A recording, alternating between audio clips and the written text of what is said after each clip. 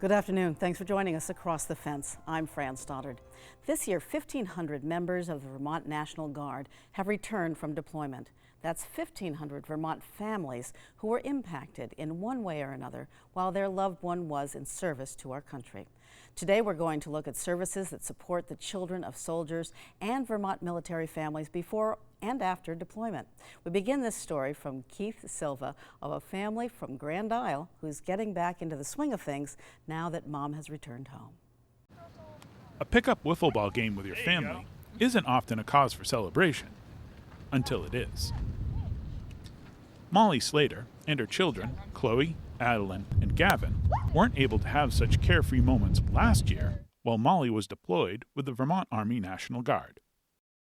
I deployed June of 2021 and came back March of 2022. It goes without saying that deployments create challenges for the routines of family life. It also goes without saying that kids are impacted when their mom or dad is half a world away. I knew that she was going to be gone for a while and that I could get through it and wait till she got home. Kind of hard, because you couldn't see her every day. It was a little bit sad, and when she left, I was emotional because it was sad seeing her leave. The kids stayed with their dad while their mom was deployed. Modern communication can help bridge the distance, but it can't take the place of having mom close by. You don't get to see them every day, and they're on the other side of a screen. So it was a little hard seeing her far away in a different place. I feel like they actually did really well, a lot better than I was expecting. We definitely had some tough days where we'd get a text message saying, "Hey, Addie, she misses you. Do you have a quick moment to call?" And it would be probably 7 o'clock in the morning here. So I could easily just quickly grab my phone and pick it up and call and just give her like those reassurances. What was it like when you got to talk to her? I don't know what it was really like, but it was okay. These military kids, they're super proud, they're super strong, they're super resilient, but one thing we need to keep in mind as the civilian population is that they didn't sign up to be in the military, right? Brian Studnauer is a civilian contractor. He works as a child and youth program coordinator for the Vermont National Guard. As proud as they are of their service member and their family, and as dedicated as they are to the state of Vermont and to our country, they didn't ask for this necessarily. So they're inherently an at-risk population. And even more so whenever they have a significant member of their household being removed for 6, 8, 12, 18-month time period. Studnauer works with Military Kids Vermont, a group of youth development organizations, businesses, and individuals who support Vermont youth from military families. Vermont does not have a military base, so these kids can often feel isolated. Military Kids Vermont serves as a rallying point to let these children know they're not alone. One organization Studnauer partners with to host camps and other activities that foster peer-to-peer connections is UVM Extension 4-H. 4-H has had a pipeline to the youth in the state of Vermont for a long time, as you are well aware, for a long time. And so they have military kids throughout their programs. So number one for me as the child and youth coordinator for Vermont National Guard is that I know that they're getting good quality service programs within their local communities that's allowing them to also make those peer connections. It would be really tough to reach the corners of Vermont that we're able to reach if it wasn't for 4-H. Why is it important for you to hang out with other kids in the military? Because then they really understand more than most people would. Understand what? Understand how it feels to have like a parent deployed. They have a really good children's program for families. We've been using them for years. They do the camps for breaks. I feel like the girls have been going to these camps for at least 5 or 6 years. It really helps bring the kids together with other children that are in similar situations. I know at the kids' elementary school, I don't think there's any other family that's in the military, just being a small school, small town. So it definitely helps. Life is returning to normal for Slater and her children. She's home when Gavin and Adeline get off the bus from school, and there's time for family fun and games. The Support the Troop signs that flank the front door stand as a reminder that there are still Vermont service members on deployment and that there are Vermont military families in need of support. In Grand Isle, I'm Keith Silva with Across the Fence. And joining me now via Zoom are Marcy Caulfield and Allison Smith. Marcy works with the Vermont National Guard Family Programs, and Allison works as the Learning Experiences Coordinator with UVM Extension 4-H. Welcome to you both. Thank you. It's great to be here. And Marcy, we'll start with you. Let's start with a webinar series that you run called Kitchen Spoons and Combat Boots. What a great name. Tell us what this program provides for members of the Vermont National Guard and their families. Thanks, Fran. So Kitchen Spoons and Combat Boots is an ongoing webinar series that offers information, resources, and support services to help build a personal toolkit. It takes place the first Wednesday of every month at 7 p.m. and the topic changes.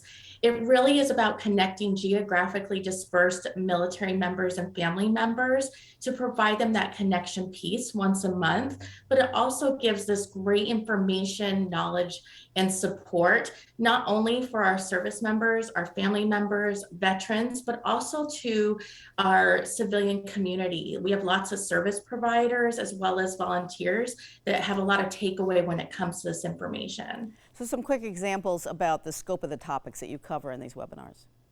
So typically we focus on finances, employment, self-care, youth support. It really changes depending on the time of year or what we're seeing out in the field, especially during deployment time. Okay, and people can catch those at ngfamily.vt.gov, right?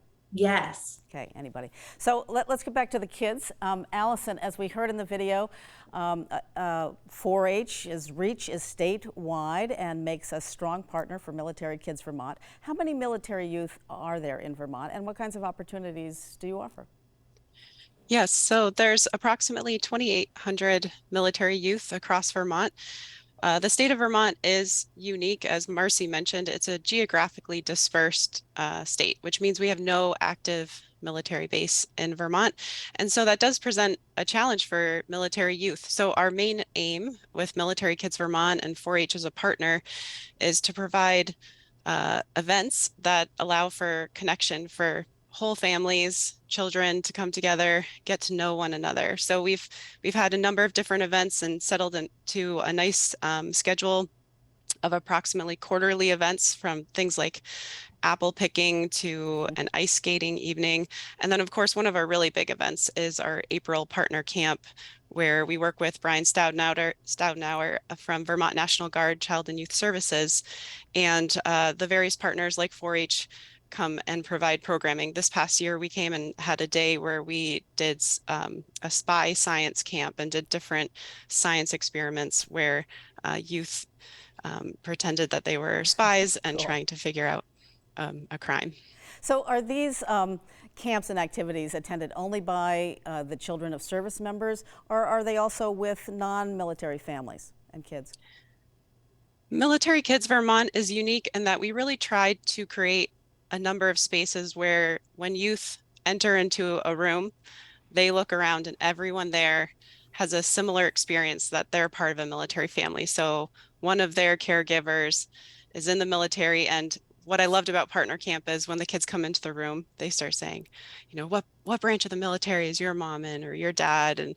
And they start taking notes, and here's where I've lived. And you know, it's just exciting because I don't think that they can always walk into a classroom in their school and have that experience. However, a part of Military Kids Vermont's mission is to also drive awareness to the public that these youth are in the community. So we also go out to events where we try to, drum up that awareness. And certainly 4-H invites military youth into all of our programming that's open to all youth in Vermont. Sure. And you recently held a Military Kids Vermont event at Get Air in Williston. Tell us about that and why it's crucial to have opportunities like this for military families. That was so fun. We have some great community sponsors like Julie Thorpe from Spruce Mortgage who helped us make that event possible. And as you can see, this is a chance for families to come together, and after a few years of not having an opportunity to be in person, again, hearing those connections among youth who had recently been at camp together, and then also parents seeing each other for the first time, also maybe since members of the family have come back from deployment, was just really special. The energy was really high at that event, and we're able to connect families with resources and our other youth and family programs like Kitchen Spoons and Combat Boots. So it's a really wonderful event just for connection, resource, building. And absolutely. And quickly, Marcy, what sort of feedback do you receive from National Guard families who attend events like these? They absolutely love it. It's not often that they get an opportunity to connect directly with people who have been there, done that, and actually understand the military culture. So even if it's a military family's first time walking in that door, that automatic love, honor, and respect is right there with open arms, because that connection of being in the military is so strong that when provided the opportunity, it gives them that whole feel-good feeling. And so we get rave reviews all the time. They always want to know when's the next event and where's it going to be in the state. Well, what a wonderful collaboration that you guys make. It's just terrific. Marcy and Allison, thank you so much for your service to military kids and for joining us today. well, thank you again. Thank you so much. For more information about the programs 4-H provides, visit uvm.edu/extension/youth. And once again, thank you for joining us across the fence. I'm Fran Stoddard. Stay well.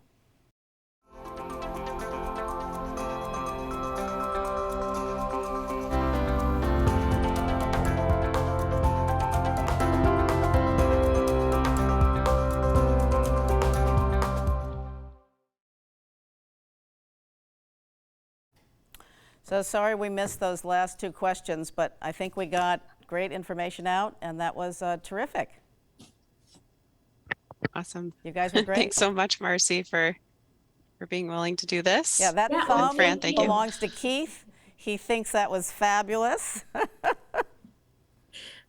That's so funny. Well, we miss coming. I miss coming to the studio, but hopefully one of these days. I know. This is just not the way it should be, but hopefully someday soon. Well, you all make it very smooth, considering it's Zoom. Right. Well, thank you so much, and thanks for all you do. Have a great summer, and we look forward to next time. Thank you. Take care. Have a great day. We aren't sure when this is being aired, but I'm sure Keith will let you know next week sometime. Sounds good. Great. Bye. Bye-bye. Bye.